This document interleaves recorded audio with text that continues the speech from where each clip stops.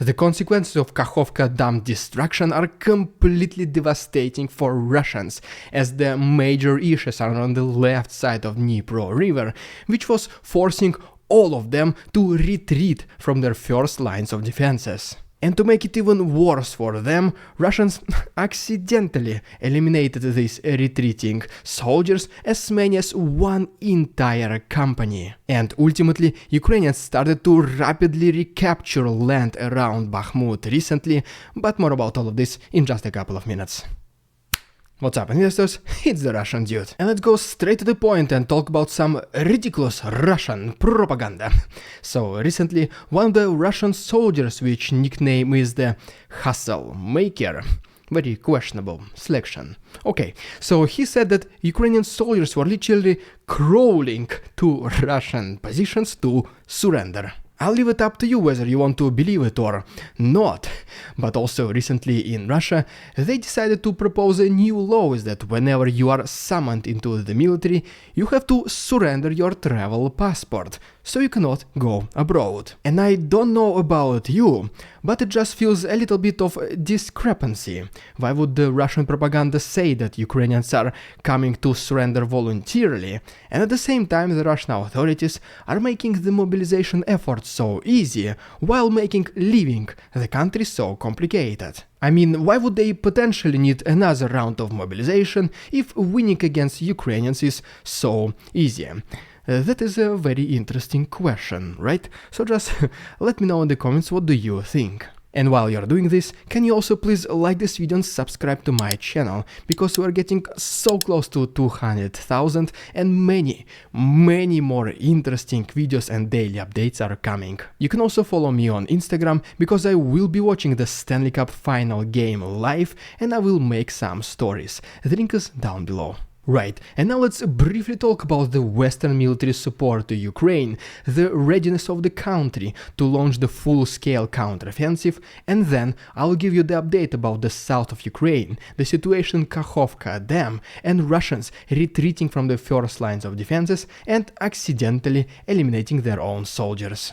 And first of all, previously neutral country of Switzerland approved the law, which will allow them to send military support to Ukraine. Next we have the picture from Ukrainian front lines, and as you can see, Ukrainians are using German Leopard 2 tanks.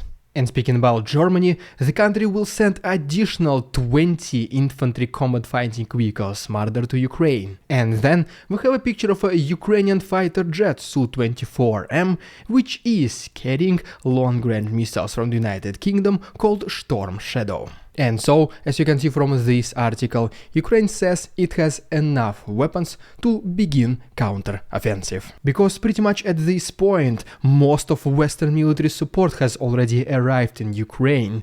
The majority of Ukrainian soldiers, pilots, or any other military personnel are either finished their training or about to finish, and still just overall the support will keep coming. And in addition to that, Russians simply cannot advance anywhere anymore, and they are getting pretty desperate. That is why they do sometimes such unprecedented things like a couple of days ago, which was the destruction of Kakhovka Dam. And I will give you a quick update about this situation very soon, but for now pretty much yes, once again, Ukraine has enough weapons to launch its full ultimate counteroffensive. And this article I was able to find on ground.news, the website which I have been personally using every single day for the last 3+ months whenever preparing for my daily news updates. This is by far the best place to receive your daily news on any topic. It has pretty much everything. And look, each article is pulled from many different sources, such as for example right here 116, right here is 67, and then right here is the whole 267 sources, and yeah, right here is our article. You can always follow your desired topics that you want to track and put them on the main screen, such as for example for me it will be the Ukrainian war. And if we scroll a little bit down, it will be the top news, then it will be the blind spots, which we'll talk about later, very interesting feature, and then the latest news stories. You just can keep scrolling, there is literally hundreds of them. And as soon as we open any particular article, such as for example the ours, we can see that there is a bias distribution, which shows that for example this article is a little bit more reported by the right-wing medias. And then, if you scroll down a little bit further, you can see even the factuality of each particular article. Such as, for example, right here, Reuters is high factuality, and then this TASS, one of the biggest propagandistic Russian medias, it always comes with mixed factuality. I can only guess why. And speaking about the blind spot, if at any single point in the day you feel a little bit adventurous, you can always read more left-sided stories or more right-sided stories to see how the news are reported on the other side. And for your convenience, Ground News has an extremely clean, user-friendly and very intuitive app for your phone or your tablet. And if you want to try Ground News completely for free for yourself or unlock unlimited access to all the features it has to offer, please use my link down below, ground.news/Russian Dude. This is by far the best way to read your news, and just like I mentioned previously, I personally have been using it every single day for the last 3+ months. And most importantly, if you decide to use my link, once again ground.news/Russian Dude, this is so far the best way to support the channel. Thank you so much Ground News for sponsoring this video, and now back to the program. Right, and now as promised, let me give you a quick update on Kakhovka Dam situation, and then we'll talk about Russians retreating from their first lines of defenses and accidentally eliminating their own forces. And first of all, as you can see from this video, the water levels are still extremely high in Kakhovka, though in some districts the water is already getting low. But one of its neighboring settlements, Korsunka, is still experiencing pretty big flood. The same thing can be said about another city more to the west, called Oleshki, which is still submerged into water. And some parts of Kherson are still flooded, though the water levels are decreasing in some particular neighborhoods as well. And for example, right here is the satellite image comparison of the settlement called Kardashinka before and after the flood. And just like yesterday, I was able to find a lot of photos and videos of the consequences of this incident, and I uploaded all of them to my Patreon, along with the satellite images which show the comparison. There's still 1 week of free access, and the link is down below.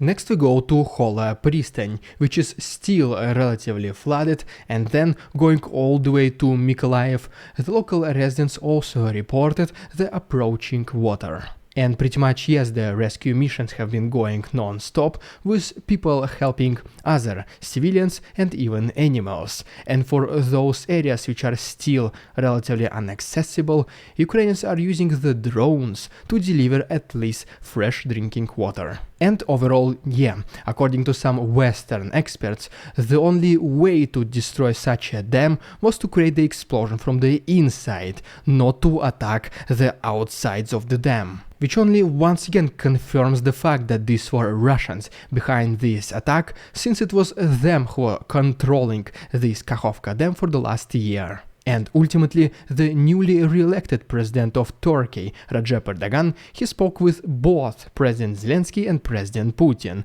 about the initiative to create the investigation of this incident.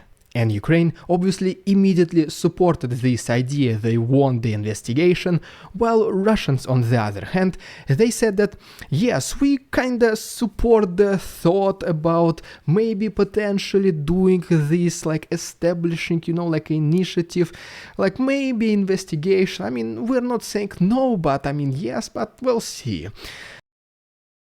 You get the idea who is behind this attack, right? But the most interesting part about this whole incident is that while Ukrainians are dealing with the consequences of the flooding, Russians are in total chaos. It looks like that they did not anticipate how severe the consequences of their actions will be, especially against their own forces. Because areas affected the most are located on the left side of Dnipro River, exactly in the places where Russians have been constructing their lines of defenses for the last several months. And so, as you can see from this video, some Russian soldiers are trying to leave the area by foot with absolutely no support from their military commandment.